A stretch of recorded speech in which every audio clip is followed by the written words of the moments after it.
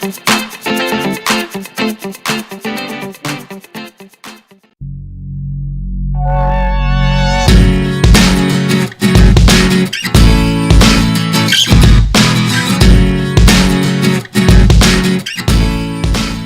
been a while since Nikon made any substantive changes to this enthusiast-focused series of DSLRs. The D7100 was the last major update, and that was in 2013. The subsequent D7200 pretty much rested on the D7100's laurels. But with the D7500, the every other year pendulum swings back to deliver some notable enhancements, many of which are inherited from last year's D500, hence the model number jump. The pricing remains similar.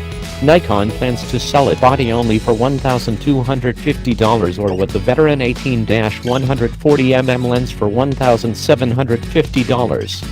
I don't yet have prices for other regions, but those directly convert to roughly £1,000 and are $1,670 for the body and £1,400 and $2,335 for the kit. The camera is supposed to ship this summer. The body has been redesigned slightly to make it a little smaller and lighter. Plus, I have been asking for a tilting or articulated display on the series for years, and woohoo. But it looks like the sacrifice was two of my favorite features. It has only one card slot, the D7200 has two, and Nikon moved the metering button to the set on the left side of the LCD from the top of the camera where it was faster and easier to access. It also exchanges Bluetooth for NFC for a persistent low-power connection to mobile devices.